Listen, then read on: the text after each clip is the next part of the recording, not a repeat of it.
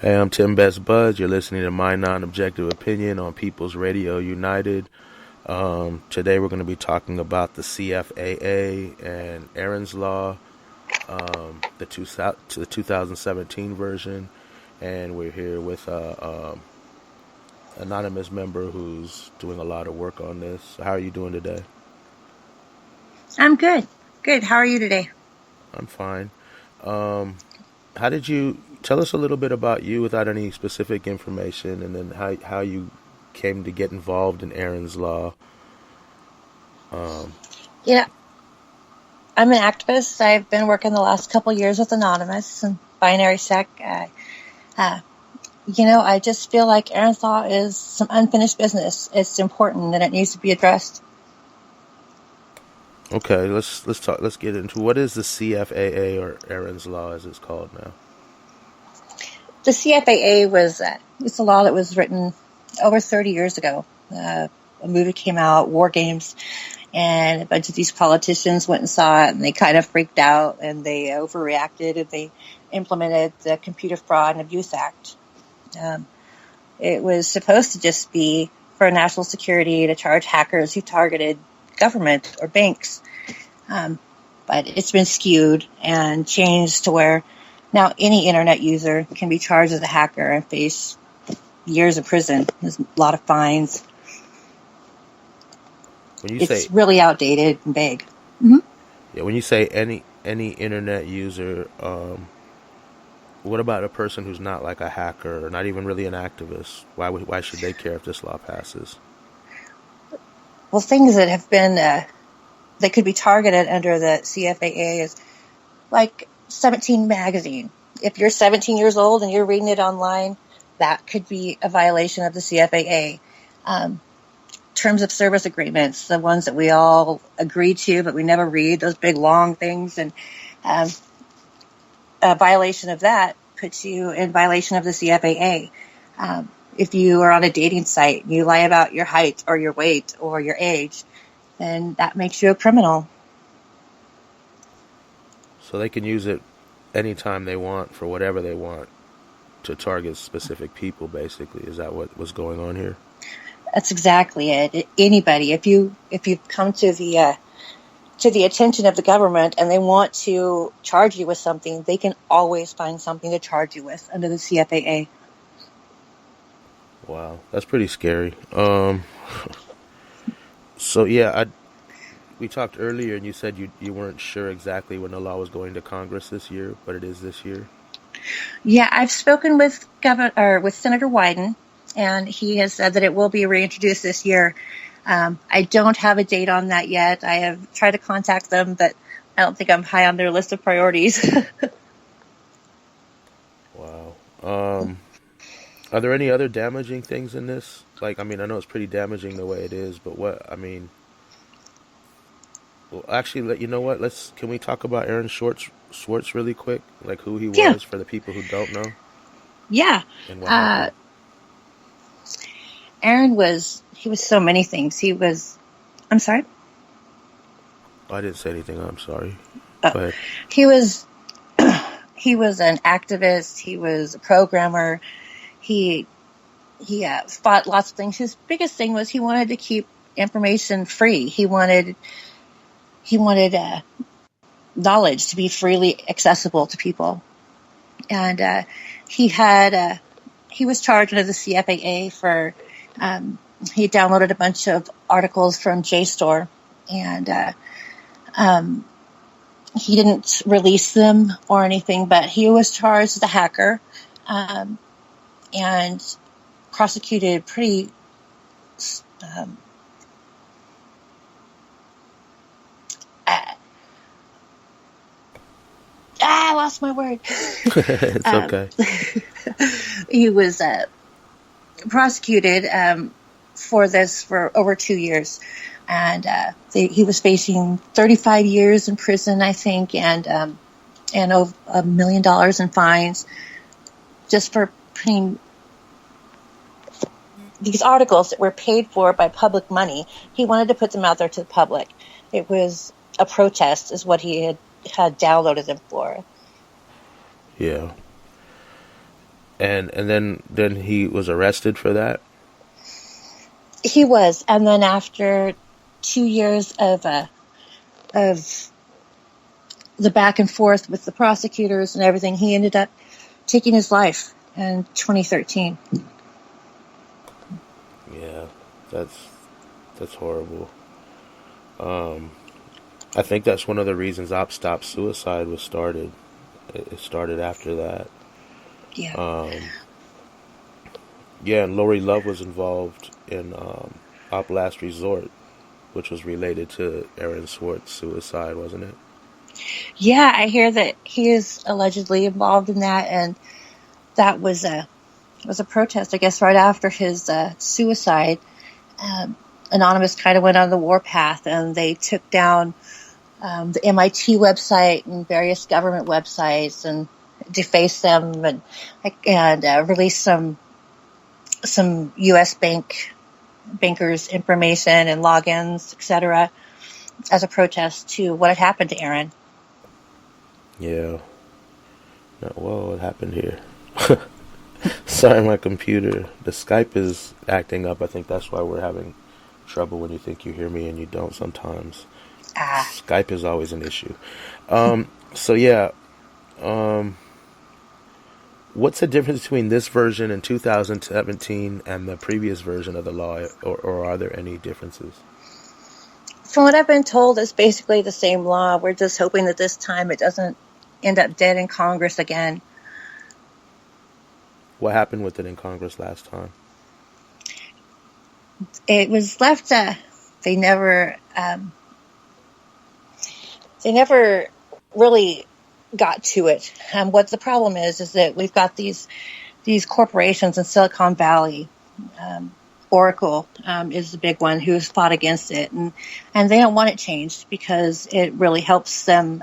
The vague wording of it helps them to go after their competitors, and so it's money. It's all money. It's how to keep the rich people richer and keep their pockets lined. It's the only reason it's not passing as of yet. So Oracle's involved. What are some other companies involved? Do you know? I do not know specifically. I know Oracle is a big one. They were the ones that most of the things that I have read about, they tend to name Oracle. I do not know all the others. Okay. So what could what should people be doing right now to try to combat this in some way? Right now, the best thing we can all do is to contact our representatives, tell them that we support Aaron's Law and the reformation of the CFAA to get the word out to as many people as we can. And if Aaron taught us anything, is that we have a voice, and if we use it to accomplish great things, we can. Definitely. Yeah. So I mean, it basically affects. It can affect Everyone. anybody. Anybody. So anything. Yes. Because I know there's going to be a lot of people who are going to say, yeah, well, they're not going to target me for anything. What would you say to those Mm-hmm. people? At that point, you don't know. You don't know if you come into the sites of the government and they want to charge you, they can. And whether it's you or not, I mean, it's not justice. It's an injustice that needs to be taken care of. To be able to target anyone for no reason. I mean, for really no reason whatsoever. And they get these people, and what they will do is they will charge them with these crazy charges and all this time and these fines, and where they can't fight it, they have to make a plea and or else they face ridiculous charges. Most of the time, these people should be charged with misdemeanors. Yeah, if charged at all. What Exactly. are there any other people that this has affected that you know of, like currently? There's several of the internet activists that we have in. We've a while back he was also charged under this Hmm. as a hacker for changing a number on a website. I think that I read he had said at one point that he got charged for doing arithmetic. Was this the law that got Barrett Brown as well? I'm not sure. I'm just asking because I know He had just shared information and got busted for that, correct? I do believe so, yes. So this has affected lots of people over the years. Hundreds, if not thousands. And most of these people aren't even, I mean, well, the people, quite a few of these people aren't even hackers. They're just people accessing information or sharing information. Exactly. But they're being charged as a hacker, saying, oh, it's under national security, but it's not. Wow. It's just used to silence people, is what it usually seems to be, to me at least. Was this used with the Marty G case, do you know, or is that something different? I am not sure of specifics on that. Okay. Yeah, I didn't look into that. I was just curious. So besides calling the representatives, spreading awareness, talking about it as much as possible, is there anything else people need to do or should be doing or could be doing? Just keeping it in the public eye. That's the biggest thing right now. Most people who hear about the law say, oh, that's horrible. That needs to be changed. But getting it through, passing it through, seems to be problematic. But the public hasn't rallied behind it. And they seem to think that that's one of the reasons why it hasn't passed in the past as well. Why do you think it is that the public hasn't rallied behind it as they should? I don't know if everyone thinks it's someone else's problem, or I'm just not sure. Because, as I said, most people that I speak to say, oh my God, this is horrible. This is a travesty. But to get people to stand up and say something about it, it's been harder to do. Have you seen any opposition, like public ads or propaganda coming out from the other side or from Oracle or Silicon Valley or any of these companies or even government that opposes? I really haven't. I think most of the opposition comes in form of quiet opposition to Congress and money spent against it. But I haven't seen any propaganda saying, oh, this is bad for whatever reason. It's really hard. It's a hard law to fight. I mean, it doesn't even make sense. Yeah, it just seems so simple, like call your Congress and say we don't want this, but they don't seem to be passing laws that the people want right now. They seem to be going totally against the will of the people. Yes, that's a whole nother subject. But all we can do is try, and if we don't try, then where does that leave us? Exactly where we're at. It's our fault. Yeah. Mm-hmm. Yeah. Cool. So yeah, this is looking like it's going to be a shorter show because it was kind of just about one subject. Is there anything else you think we missed or need to bring up? I would just like to say that Aaron Swartz was a real inspiration to a lot of people. He accomplished so much and was really passionate about things and showed us all that we have a voice. And so many of us look up to that and look up to him. And, this is a way to help bring honor to what he worked for. And, if it wasn't for the CFAA, he would not have been facing so many charges. 11 of the 13 counts he was charged with was charged under the CFAA. And being that way, the CFAA makes it able to where they can charge you both on a local or on a state and a federal level. So you can be charged more than once for the same crime. Wow. It's not to add up. It helps them add up the years that you're facing and the fines that you're facing, that where you're stuck. And so you basically have to do what they say, and it's not right. Do you know? I just thought of this. Do you know? Mm-hmm. If they extradite Lori Love, are they planning to use this as part of what they'll bring against him?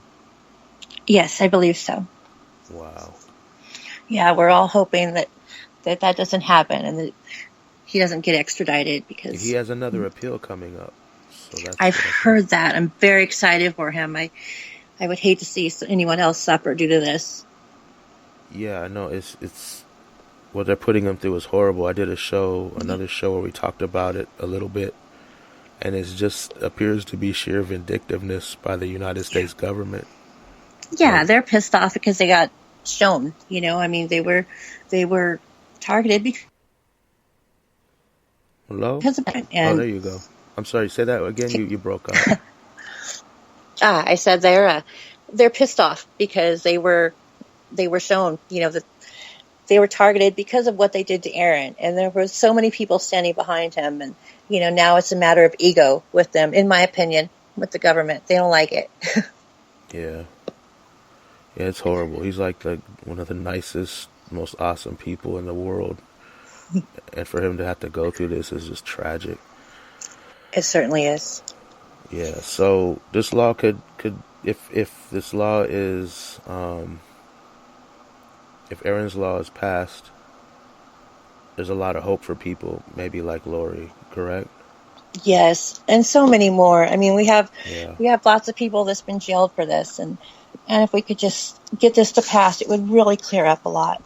It's an easy way for the US government to target and silence activists basically. Exactly. And they can use anything to do it. And Mhm. the people maybe right now who are like, well, I'm on the government side or this or that. Well, in 4 or 8 more years, you might not be on the government side, and it could come after you. So Exactly. it does affect everybody. So to the people listening, I hope they spread the information around, share this show. You did something on you did a People's Voice broadcast as well, speaking about this. So check out the People's Voice. You check out this show. Share them both. Um, Write to your representatives. Call your representatives. Contact them. Annoy them. Let them know this is not what the people want. And let's try to do this. Great, Tim. Thank you so much. Thank you so much for being on this show. I really appreciate it. And yeah, you're at Aaron's Law 2017 on Twitter. That's Yes, we are.